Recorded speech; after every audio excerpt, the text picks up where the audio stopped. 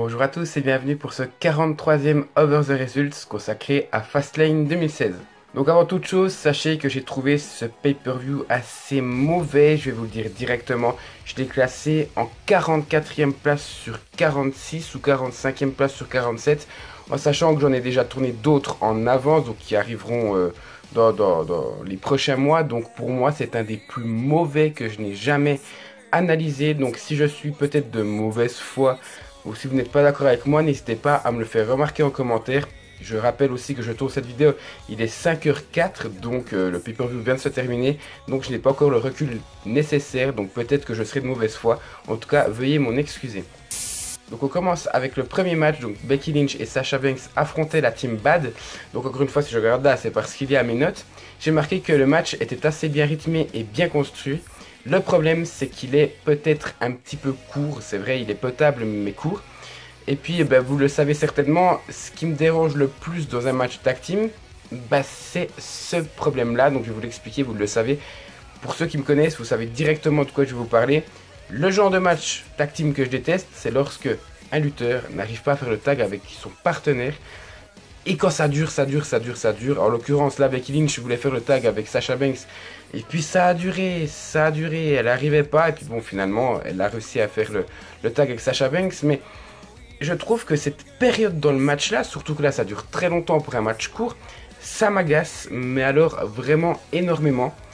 Là, par contre, je vais être de bonne foi, je trouve. Je vais pas non plus trop couler le match. D'ailleurs, j'ai mis une note de 6,5. Vous le voyez au nouveau montage que j'ai fait sur mes Over the Results. D'ailleurs, que vous avez bien apprécié pour le Royal Rumble. Mais moi, je veux dire, ça m'a pas tant déplu que ça. C'est vrai que sur le moment, ça m'a saoulé. Mais en fait, ce match, on voit clairement la bonne volonté des 4 lutteuses. On voit qu'elles ont envie de donner un bon match. Et c'est vrai que, voilà, même si le match est construit d'une façon que je n'apprécie pas forcément, je dois quand même avouer qu'il est bien construit et que la volonté et la motivation des 4 lutteuses donnent envie de voir ce match-là. C'est pour ça que j'ai mis à 6,5 peut-être au lieu d'un 5,5 ou d'un 6. C'est vrai que je suis quand même peut-être un petit peu trop sévère. Pourquoi je suis sévère? C'est aussi par rapport au gros botch qu'il y a en fin de match. Lorsque Becky Lynch devait intervenir plus rapidement pour empêcher Naomi de casser la prise de soumission qu'était en train de porter Sasha Banks sur Tamina.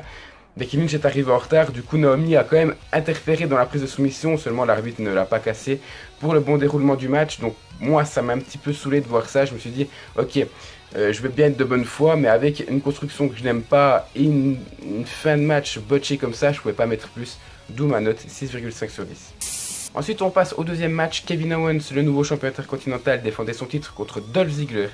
J'ai marqué que c'était un match plaisant, c'est vrai que ils auraient pu faire beaucoup mieux, mais compte tenu du premier match j'ai été déçu parce que j'avais des attentes par rapport à ce match-là, et surtout compte tenu des prochains matchs qui arriveront, je trouve que la note que j'ai attribuée est plutôt quand même au-dessus de la moyenne du show, vous le verrez à la note finale. Donc j'ai mis que le rythme était assez inconstant, donc ça c'est le gros défaut. En fait, le rythme est assez peu régulier, c'est-à-dire que les prises s'enchaînent très mal, parce qu'il y a beaucoup de temps d'attente entre deux prises, et que surtout, c'est fait des fois, c'est pas constant, vous voyez, c'est très inconstant. Des fois, on a une prise toutes les 10 secondes et après, on passe à 30 secondes. Enfin voilà, pour moi, c'est quand même un faux rythme. J'ai pas apprécié, donc pour moi, c'est clairement le gros défaut du match. Après, ce que je peux mettre en avant et ce qui peut expliquer ce point-là, c'est la brutalité de Kevin Owens. Donc, qui dit une très grande brutalité de Kevin Owens va dire un plus grand selling de la part de Dolph Ziggler, qui prend quand même pas mal cher durant tout le match. Donc voilà, il y a quand même une excuse au fait qu'il y ait un faux rythme, et ça je peux le comprendre. Sur le moment ça m'a quand même saoulé, je dois vous l'avouer. Mais après je veux dire, Owens et Ziggler nous font quand même, nous sortent un très grand match avec notamment les super kicks. Et surtout le fait que Kevin Owens envoie Dolph Ziggler dans le coin du ring, mais d'une telle violence. Moi personnellement ça m'a fait kiffer de voir Kevin Owens autant dingue.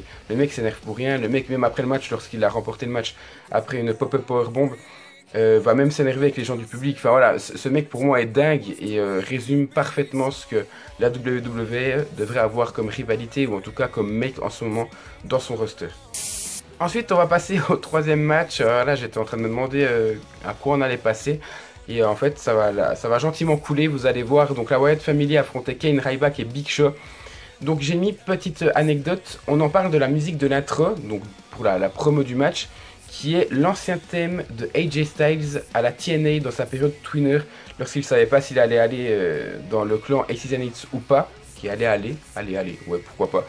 En tout cas pour les gens qui ont suivi la TNA ils sauront de quoi je parle. Pourquoi je le mets en avant? Parce que pour moi cette musique, cette chanson est juste géniale et ils devraient la mettre pour toutes les promos de la Wyatt Family, je trouve que ça leur correspond plutôt bien.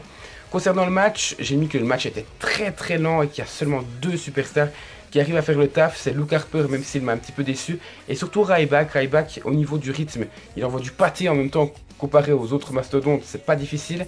Et puis surtout, il a le mérite de soulever les fans, quoi. Je veux dire, soulever les fans, les motiver, et c'est le seul à faire ça, en tout cas du coin face. Le coin I, on peut pas dire que il est fait pour motiver les fans et les faire réagir, plutôt en mal, plus qu'en bien. Mais là, Ryback, vraiment, il m'a étonné. C'est vrai qu'il devient de plus en plus populaire, et ça, moi, personnellement, ça me fait très plaisir parce que je l'apprécie beaucoup. Et concernant la fin du match, donc voir un match fade à 6 et une victoire des Faces, what the fuck. Alors déjà, je veux juste amener le fait que Bray Wyatt n'était pas dans le match. Pourquoi? Je trouve ça, bon, je pense que c'est pour ne pas le décrédibiliser, mais pourquoi? Enfin, je veux dire, on aurait eu beaucoup plus d'intérêt à avoir un match comme ça. Ça aurait amené quelque chose de différent, un peu comme un Ryback du côté des Faces. Mais vraiment, voir le clan des Faces gagner, ça n'apporte aucun intérêt. Tout simplement parce que on s'attend, en tout cas à ce moment-là du choc, la Wyatt Family va avoir une rivalité contre Brock Lesnar à WrestleMania. Finalement, ce sera peut-être pas le cas. Donc, on s'attend à les voir pusher pour affronter Brock Lesnar. Enfin, je veux dire, une défaite contre 3 mecs lambda qui sont pratiquement jobbers actuellement, ben, ça va pas trop les rendre crédibles face à un Brock Lesnar qui est juste ultra crédible en ce moment. Donc, ça m'a un peu saoulé. Et puis, Braun Strowman qui se démarque pas plus de ce qu'on attend de lui, ça, c'est aussi un point négatif. Et c'est pour ça que j'ai mis la note de 6 sur 10. Ensuite, Charlotte défendait son titre des divas contre Brie Bella. Donc voilà, là maintenant ça va être le coup de gueule. J'ai mis 5 sur 10 comme vous le voyez. J'ai mis match assez mauvais dû à un mauvais coup et à une ring exécrable de Charlotte. J'entends par mauvais coup Brie Bella qui se blesse une fois à la hanche, une fois à la jambe. Voilà, elle est peut-être autant fragile que son mari sans vouloir lui manquer de respect. Et un in-ring exécrable de Charlotte. Donc là, je tiens quand même à m'expliquer. Charlotte, je voulais qu'elle devienne heel et je me rends compte que oui, au niveau de la gimmick, c'est plus attrayant, enfin ça fait plus réagir, elle est plus faite pour être heel que face, mais au niveau d'une ring, elle fait tout pour avoir un faux rythme dans le match. Forcément, elle va canaliser son adversaire en portant des prises de soumission, notamment son figure 8 leg lock, mais c'est chiant quoi, un match comme ça c'est chiant. Et avec tout le respect que j'ai pour Brie Bella, vous savez que je l'aime depuis le début, les Bella Twins c'est 2 femmes que j'aime beaucoup, je suis peut-être un des seuls à les aimer, mais là franchement, pour contrer les lacunes en guillemets, ou en tout cas le in-ring que je n'aime pas de Charlotte, pour moi il faut une lutteuse qui est plus en forme et plus performante in-ring. Je pense notamment à Becky Lynch ou Sasha Banks ou peut-être même Paige, peut-être pas en ce moment, pour justement masquer cette lacune en guillemets de Charlotte. Et puis pour reparler de la blessure de Brie Bella, on voit au bout d'un moment elle se blesse à la hanche et là elle enchaîne les botches et puis au bout d'un moment elle se blesse à la jambe et c'est encore pire, elle semble totalement ailleurs, tellement elle semble souffrir, c'est incroyable. Donc trop de botches de la part de Brie Bella, ça, voilà, pour moi j'ai pas apprécié ce match là et ça résume pour moi le règne de Charlotte quoi, c'est mauvais et c'est pour ça que j'ai mis la note de 5 sur 10. Et puis dernière petite précision, victoire de Charlotte donc sans l'intervention de son papa Ric Flair. Donc voilà, enfin pour une fois Charlotte qui gagne d'elle-même. Ensuite, 5e match, AJ Styles affrontait Chris Jericho. Donc c'est un match auquel j'avais beaucoup d'attentes, finalement peut-être un petit peu trop. Donc j'ai mis quand même que le match relève très clairement la moyenne du show. Pour moi c'est un match très bon, bonne durée, bonne prise.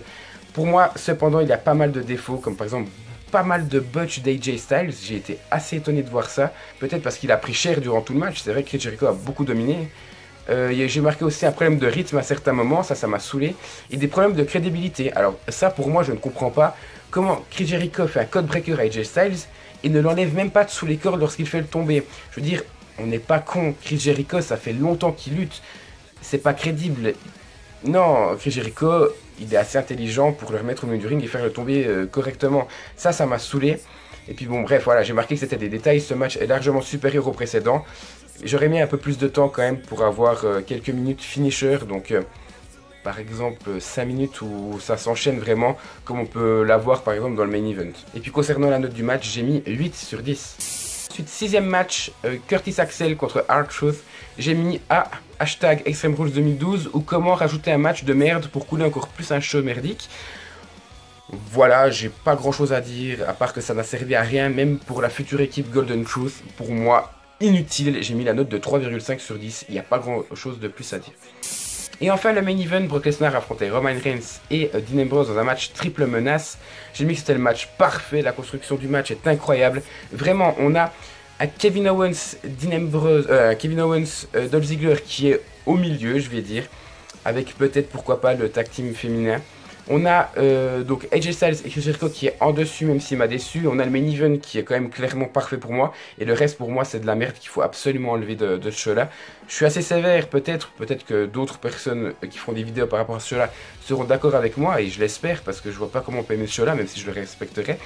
Mais voilà, pour moi ce match c'est peut-être le seul qui méritait sa place en pay-per-view, étant donné que Styles et Jericho... Voilà, les bons matchs, ça m'étonne pas d'eux. Enfin, j'aurais peut-être pu attendre plus. Donc pour moi, c'est le seul match qui mérite la peine d'être regardé pour ce pay-per-view. J'ai juste mis qu'il y avait un seul truc qui me dérangeait. C'est que, bon, la construction du match est extrêmement bien fichue, ça c'est pas un problème. Seulement, il y a 2 tables des commentateurs qui sont brisées. On s'attend à ce que la troisième soit brisée également. Et il manque 5 minutes au pay-per-view. Soit on les rajoute dans le match Styles-Jericho, soit on les rajoute là. Et j'aurais aimé voir 5 minutes de plus de destruction de Lesnar, par exemple à la fin. Ou avoir une sorte de un peu plus de finisher sur la fin. Je trouve que la victoire de Reigns sur Ambrose arrive un peu trop vite. C'est juste ça le petit souci que je donne à ce match-là. Et puis pas d'intervention de la famille Wyatt. Voilà. Donc j'ose au moins espérer que si Lesnar n'affronte pas Bray Wyatt, qu'il affronte Dean Ambrose, parce que je trouve cette rivalité juste magnifique. Donc pourquoi pas avoir, c'est officiel, Triple H contre Reigns à WrestleMania. Et à côté de ça, avoir un Lesnar Ambrose. Moi en tout cas ça me ferait plaisir. Et vous en doutez bien, de toute façon vous le voyez, j'ai mis 10 sur 10. Voilà, je pourrais parler du Cutting Edge Peep Show, mais c'était seulement divertissant. Il n'y a pas eu grand chose, il n'y a pas eu de coup du tout. À part quelques bons moments passés en termes de blagues. Et en parlant de blagues, ça résume bien le show. C'est une blague et c'est pour ça que j'ai mis la note de 6,6 sur 10. C'est un des plus mauvais shows. Il est même plus mauvais que Fastlane 2015 pour moi et ça fallait le faire. Juste après le Royal Rumble 2016 qui était très très bon avec un 8 pour moi, on peut pas se permettre d'avoir un pay-per-view entre Royal Rumble et WrestleMania, donc un pay-per-view qui est entre 2 pay-per-view majeurs de cette qualité là. Pour moi ça m'a quand même relativement saoulé, donc c'est pour ça que 6,6 sur 10 pour moi c'est pas acceptable. Voilà, n'hésitez pas à me dire ce que vous avez pensé du show vous aussi, est-ce que vous êtes d'accord avec moi, n'hésitez pas à mettre tout ça en commentaire et à laisser un petit like. Je vous remercie d'avoir regardé cette vidéo et on se dit à bientôt pour la suite de la chaîne.